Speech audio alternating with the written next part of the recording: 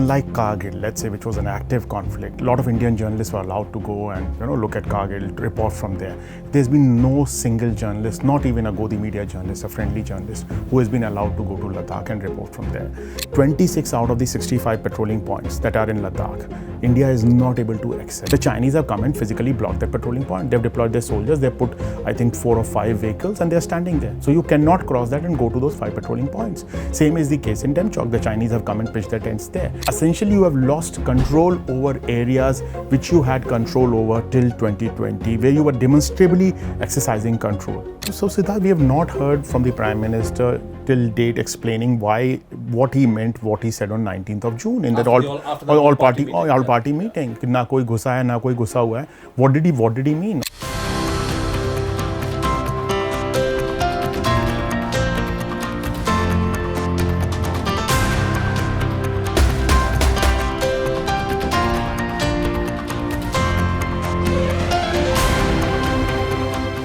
Hello and welcome to Primetime. I'm Siddharth Varadarajan.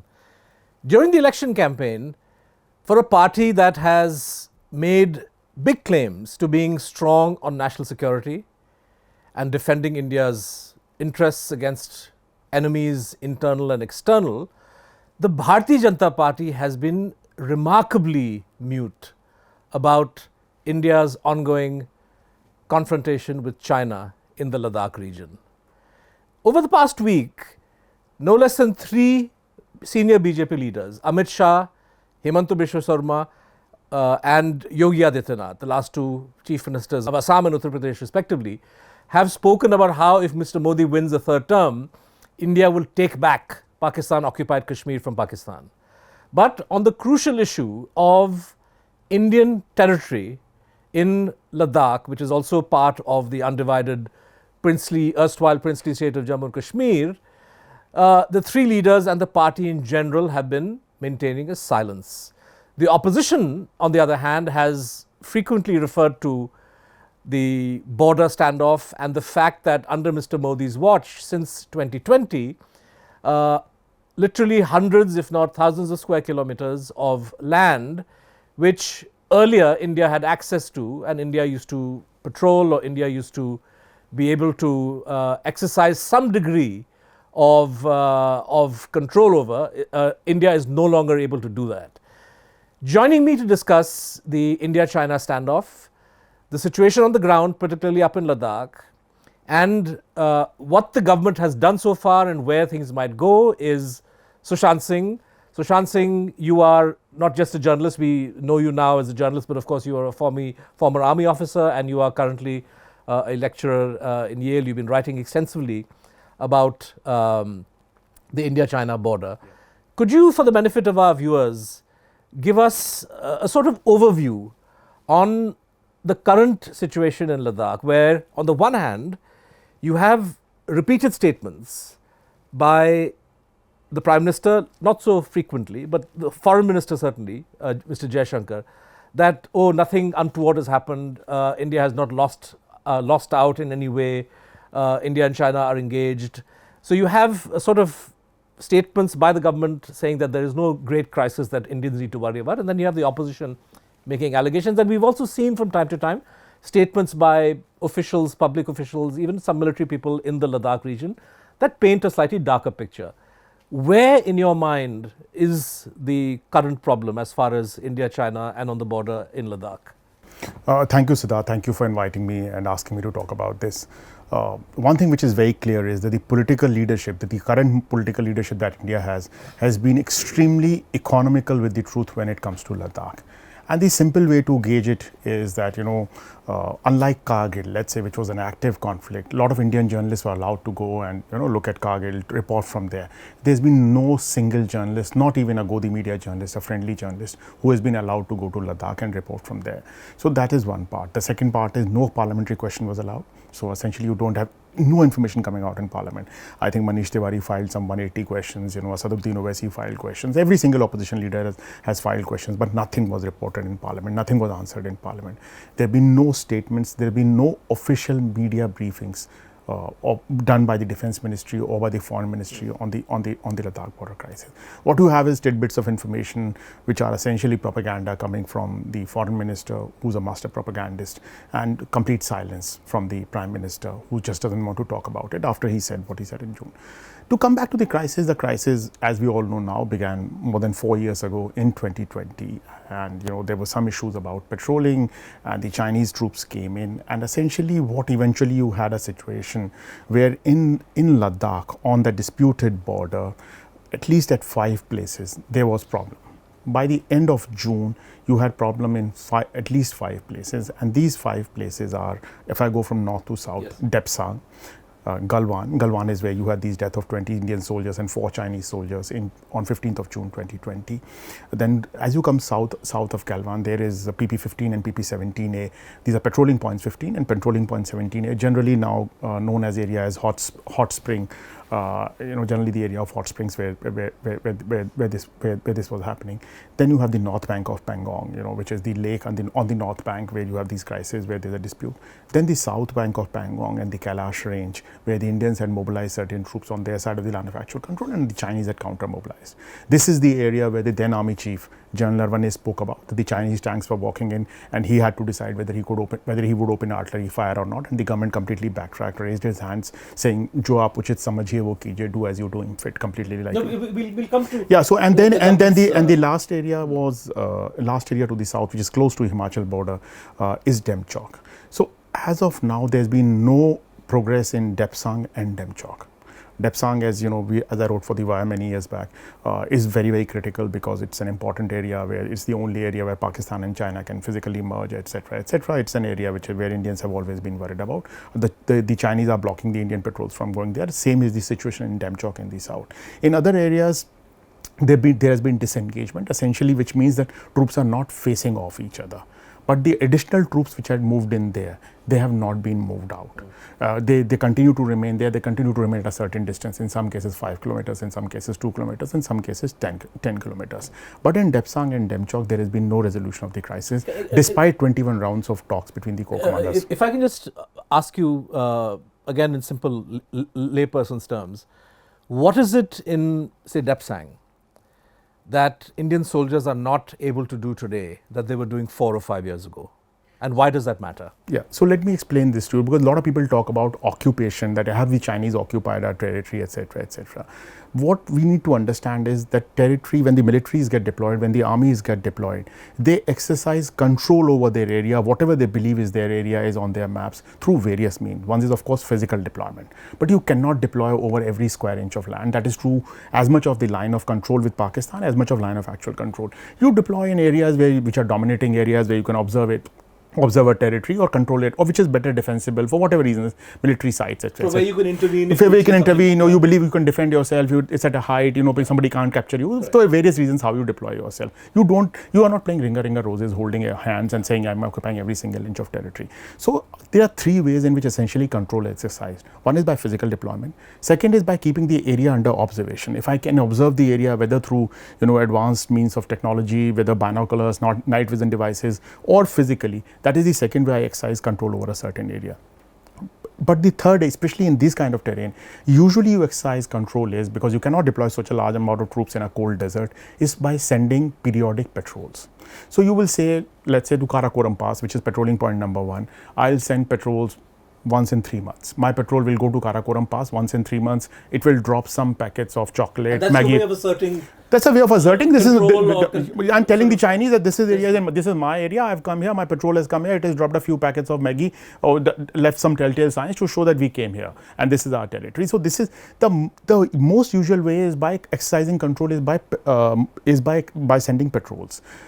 That is what has stopped since 2020. As the Leh SP's report said, 26 out of the 65 patrolling points that are in Ladakh, India is not able to access. So our soldiers are being physically stopped? So in places like Depsang, the Chinese have come and put, there's a place called Bottleneck, which you have to cross to go to patrolling, through 5 of the patrolling points. The Chinese have come and physically blocked the patrolling point. They've deployed their soldiers, they've put, I think, 4 or 5 vehicles, and they're standing there. So you cannot cross that and go to those 5 patrolling points. Same is the case in Demchok. The Chinese have come and pitched their tents there.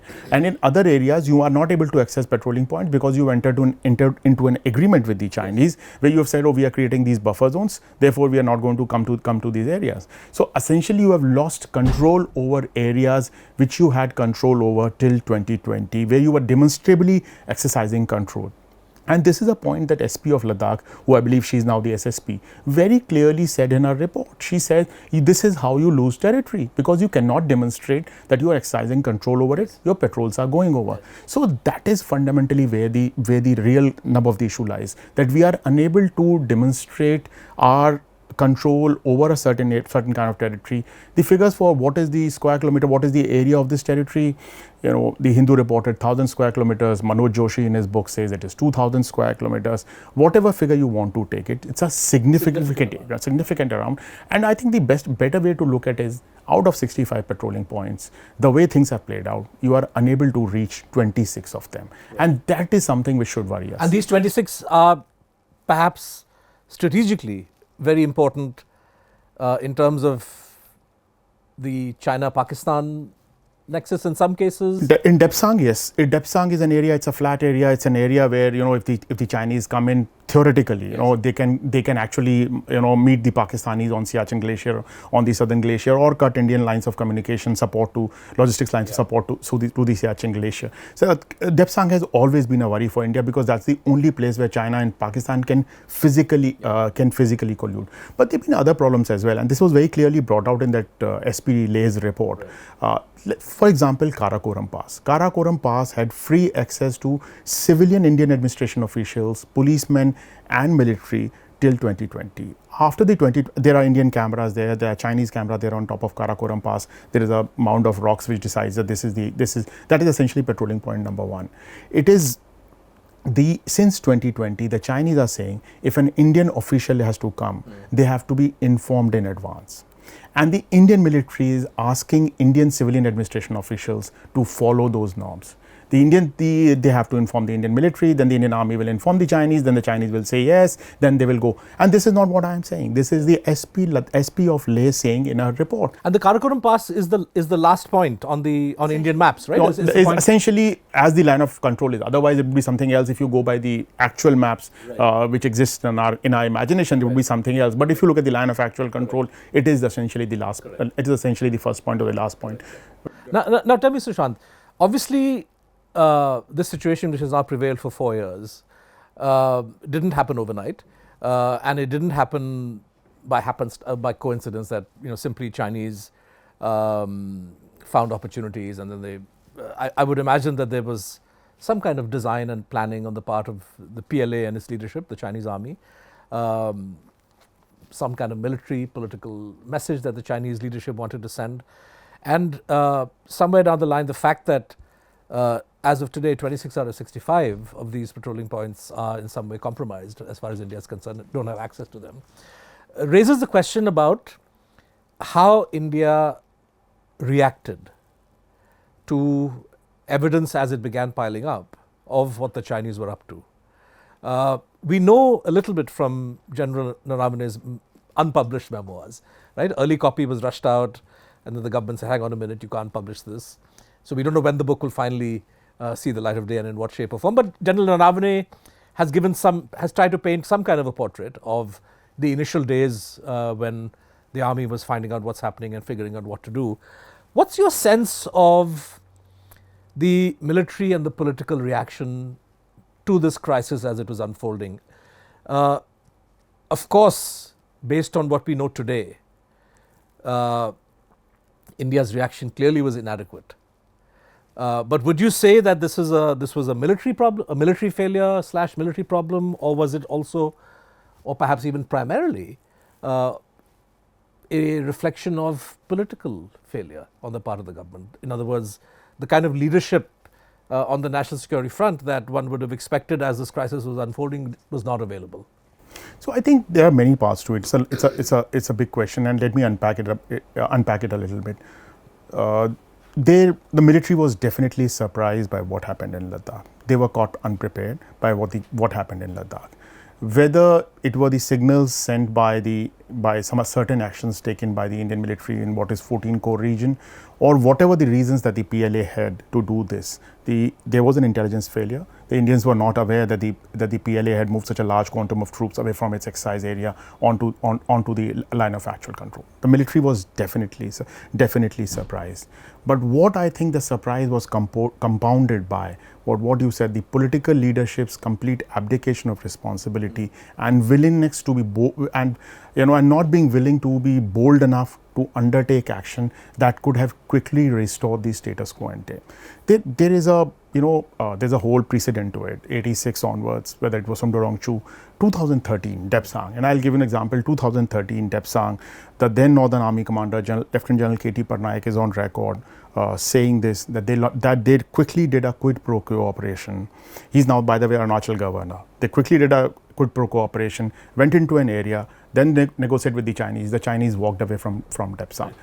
So the Chinese moved ahead in areas where they came into Depsang, Indians went into some Chumar, and then you say negotiate, we'll get out, you get out, and the problem gets resolved.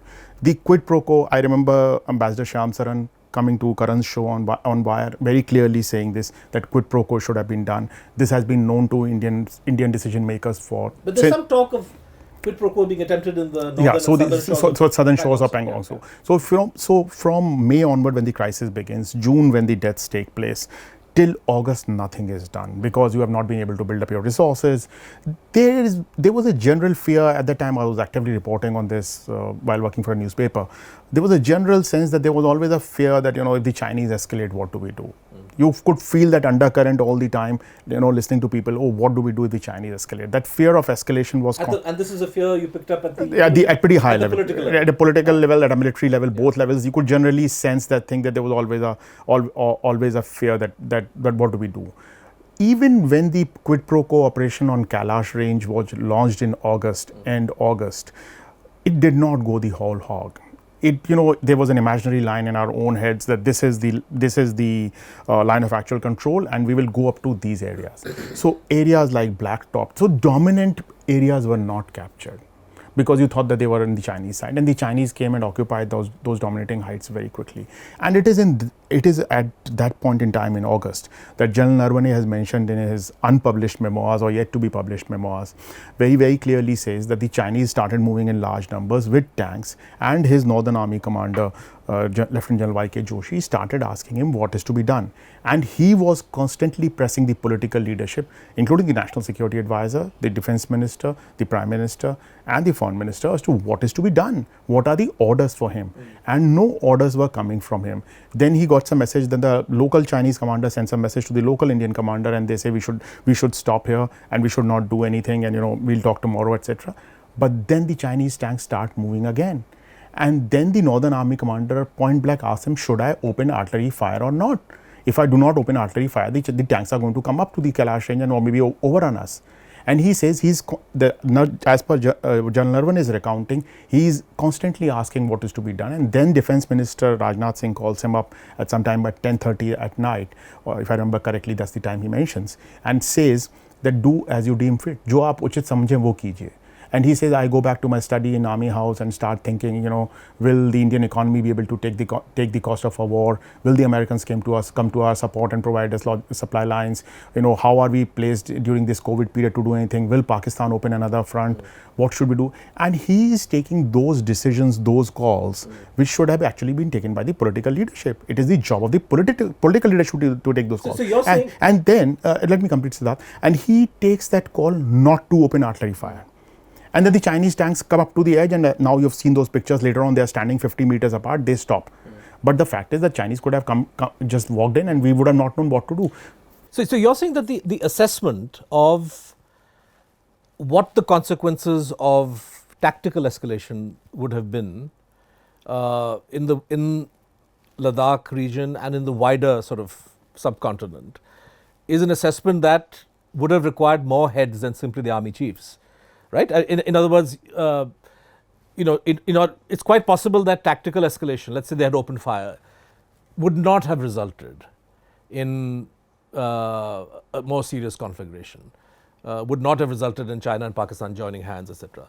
But you're saying General Naravane did not feel confident that he had all the information available at his hands, at his level, to make that call, and that this was a call that required some kind of political input from the highest level, that this is not a decision that should have been left to purely tactical level, right? So if I remember his phrase, I was handed a hot potato. And essentially what he's saying, so the simple point is that the decision to escalate with China, and we're talking about, so Siddharth, the highest level of escalation that the ground forces can do is open artillery fire. There's nothing beyond 155 that you can open up. Beyond that you would maybe fire some rockets, or you will get the Air Force in.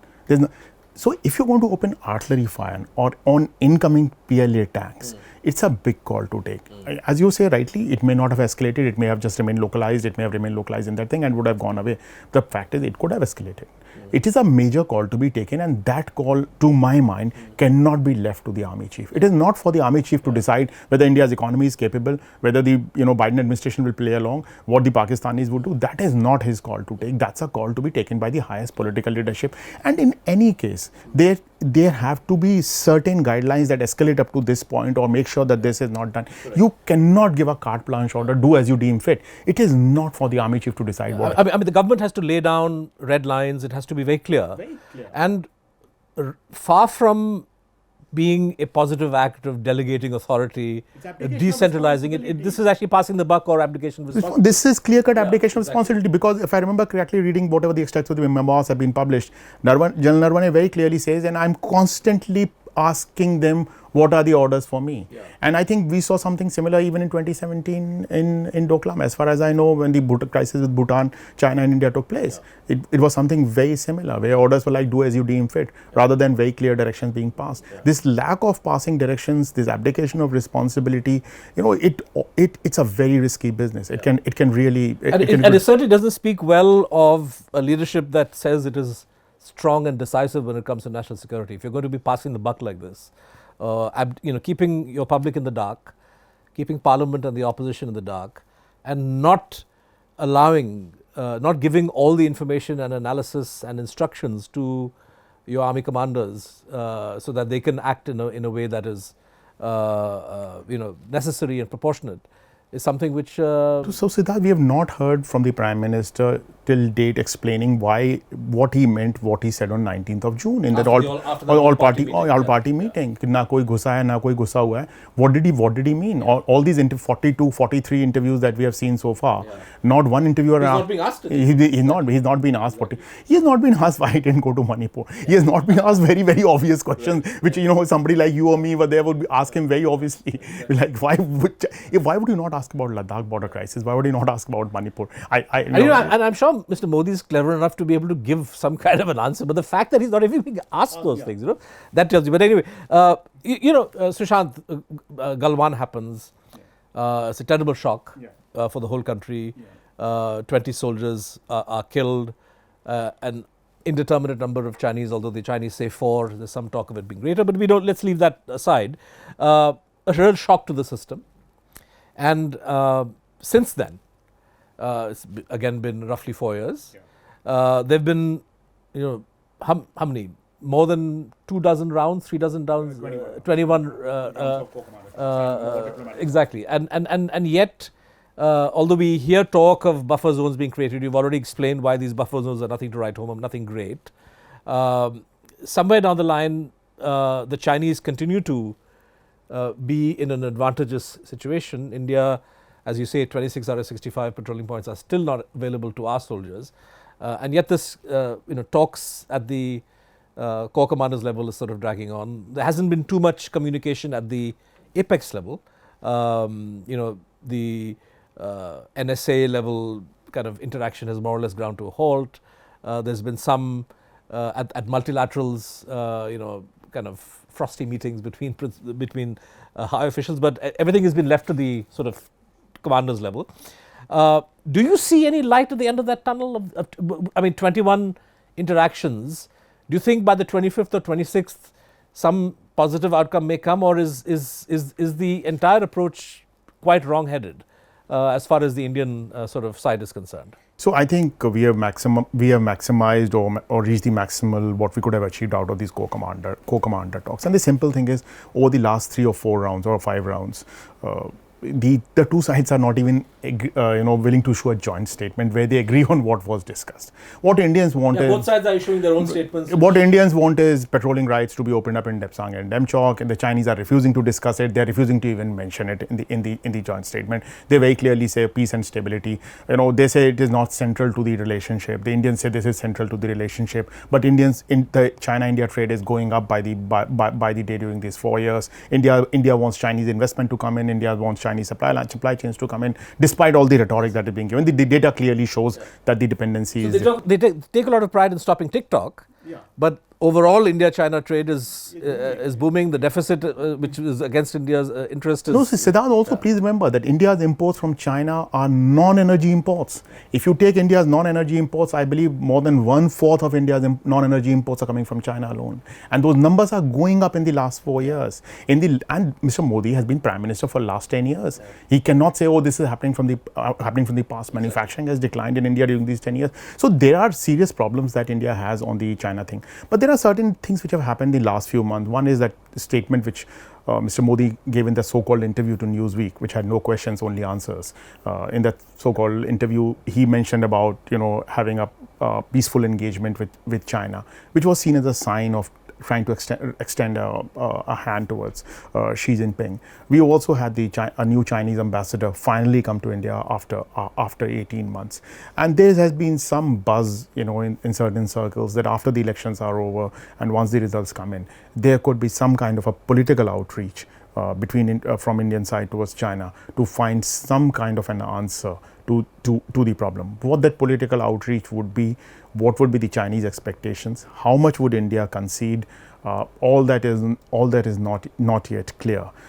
The bottom line that the status quo as it existed before 2020, at least in terms of patrolling rights and exercising Indian control over territory, that seems to have been compromised in a big way. You're saying restoration of the status quo ante has been the fundamental principle animating India's sort of negotiating tactics with China for the last 30-40 years, right? Whenever crises have erupted. Whenever the crises have happened, whether it lasts 4 years, or 3 years or 5 years, like Sumdorangshu, or whether it lasts 3 weeks, as in Depsang in 2013, or whether Demchok at other places in 2014, Chumar in 2014, or 72 days in Doklam. Everywhere, the idea has been that we will restore the status quo as it existed, except in Doklam in 2017, where the Chinese came in and constructed, the whole infrastructure paraphernalia very close to where the crisis had taken place, and Indians accepted that.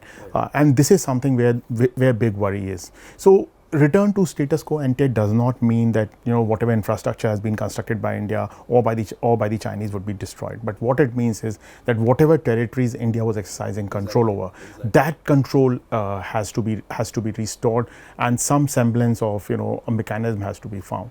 What people forget is, Siddharth, that when the crisis began in Ladakh in 2020, India reoriented and moved a large amount of its forces, ground forces, to the China border, not only in Ladakh but in other areas as well, whether it was the division out of Manipur, which had to be pulled back once the Manipur crisis began, or a Rashtriya Rifles force, which is a division equivalent, uniform force, which was moved to the southern part of Ladakh, the Pangong Se Lake and south of it.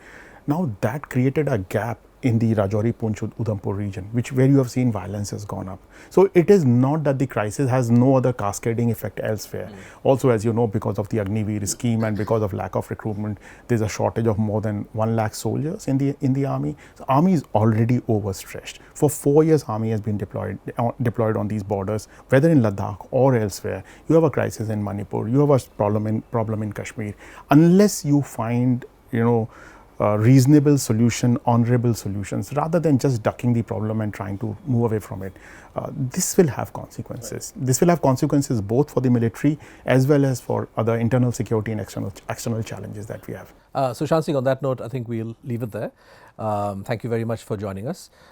Viewers, this election campaign, as I said at the start, has seen the government speak quite, shall I say, aggressively on the question of restoration of Indian territory from Pakistan-occupied Kashmir. So 3 BJP leaders are talking of a Modi victory on June 4th, then leading to a situation where India will recover territory from Pakistan. But of course, the larger question, which has gone unaddressed in this election campaign, but which is very much an issue which confronts voters in their minds, is what's happening on the India-China front. And as you can see from the discussion that we've just had, the crisis which started in 2020 continues unabated to this day. Territory that Indian soldiers used to have access to, used to patrol, and used to exercise a large degree of control over is no longer available. Let us hope, regardless of the outcome on June 4th, that the incoming Indian government finds an honorable and speedy solution to this problem. Thank you for watching.